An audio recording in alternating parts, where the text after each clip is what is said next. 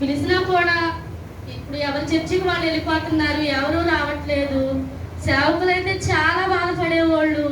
అట్లాగే 2 సంవత్సరాలు 3 సంవత్సరాలు అట్లాగే గడిచిపోతుంది.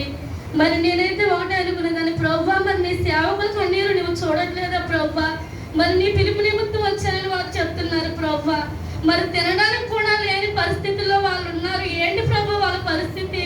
మరి ఉద్యోగాలు కూడా విడిచిపెట్టుకుని నీ సేవ గురించి వచ్చారు ప్రభువా. ఏంటయ్యా మరి మందిరానికి జ్వరాన్ని నడిపించు ప్రభువా, అయ్యా ఆత్మను నడిపించు ప్రభువా. నేను ప్రార్థన చేసుకునేదాన్ని. మరి నేనైతే వచ్చి కాసేపు కూర్చునేదాన్ని, నేను వేరే మందిరానికి వెళ్ళిపోయేదాన్ని. మరి ఆ మందిరం నేను రక్షణ పొందాను. మరి ఎలా మన రావాలని నా మనసులో నేను అనుకుని వచ్చి కాసేపు కూర్చుని వెళ్ళిపోయేదాన్ని. మరి అట్లాగే సేవకుల పరిస్థితి అయితే అయ్యగారు ఒకసారి చెప్తారు, నాకు అనిపించింది లేచి చెప్పాలి అని అనిపించింది. మరి అయితే అసలు ఒక్కోసారి అయితే వాళ్ళు తిని ఉంటారో తినరో కూడా నాకైతే తెలియదు. అలాంటి చాలా ఇబ్బందిమైన పరిస్థితులు సేవకులు అనుభవించి ఉన్నారు. మరి ఒకళ్ళిద్దరుగా 10 మందిగా ఇప్పుడు 30-40 మందిని దేవుడు సేవకులకి ఇచ్చి ఉన్నారు. మరి 40 ఆత్మలు దేవుడు ఇచ్చి ఉన్నారు. మరి ఏదేమైనా దేవుని యొక్క కృప. మరి వాళ్ళు ఉద్యోగాలను విడిచిపెట్టుకుని సేవ నిమిత్తం దేవుడి పిలుపు కొరకు వాళ్ళు వచ్చి ఉన్నారు. మరి మందిరానికి ఎంతో మంది వస్తున్నారు, దేవుడి కార్యాలు చూస్తున్నారు, ఎన్నో మేళ్ళు పొందుకుంటున్నారు. మరి అలాగే వెళ్ళిపోతున్నారు. మరి దేవుడి సేవకుల్ని మరి దుఃఖపరుస్తున్నారు. చాలా మంది కూడా అలాంటి వారు ఉన్నారు. మరి వారందరినీ కూడా దేవుడు మార్చి వాళ్ళందరినీ మందిరానికి నడిపించలాగున, మరి దేవుడి దుఃఖాన్ని సేవకుల దుఃఖాన్ని దేవుడు చూచలాగున మీరందరూ సంఘం కొరకు ప్రార్థన చేయండి. మరి ఎక్కువగా ప్రార్థన చేయండి. మన సేవకులు అయితే ప్రతి నిత్యం కూడా మన కొరకు ప్రార్థన చేస్తూనే ఉంటారు.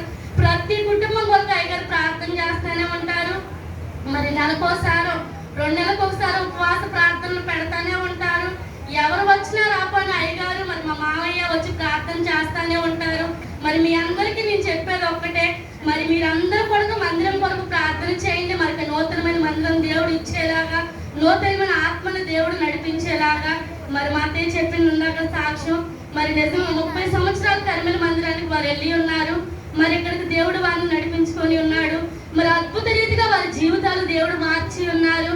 మరి మేము యవనస్తులమైనా కూడా, వారు వృద్ధులైనా కూడా మాకంటే ఎక్కువగా వారు దేవుడి పని చేస్తున్నారు, దేవుడి ప్రార్థన చేస్తున్నారంటే అది దేవుడిచ్చిన కృప మాత్రమే.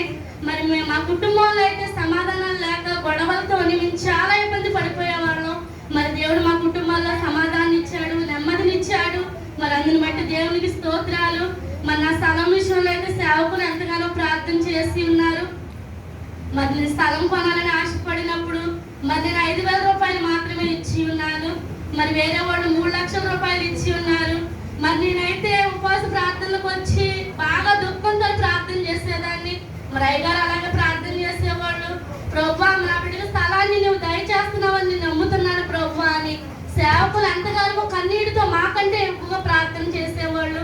మరి 3 లక్షల రూపాయలు ఎక్కువ కాదండి, మరి 5,000 రూపాయలు ఏమాత్రం సరిపోతాయి. అయినా సరే మరి దేవుడు నా పక్షాన మరి గొప్ప కార్యాన్ని దేవుడు జరిగించి ఉన్నాడు. మరి ఆ స్థలాన్ని కూడా నాకు సమకూర్చాడు. మరలా పక్కన స్థలాన్ని కూడా తీసుకోవడానికి నాకు దేవుడు సహాయం చేసి ఉన్నాడు. మరి నా కొరకు, నా కుటుంబం కొరకు, మా 3 కుటుంబాల కొరకు, మా బావగారి కుటుంబం కొరకు, మా మరిది గారి కుటుంబం కొరకు, మా కుటుంబం కొరకు, మా 3 కుటుంబాల కొరకు మీరు అందరూ ప్రార్థన చేయండి. మీ అందరి కొరకు నేను ప్రార్థన చేస్తాను. సాక్షిని దేవుడు దీవించు. ఆమేన్.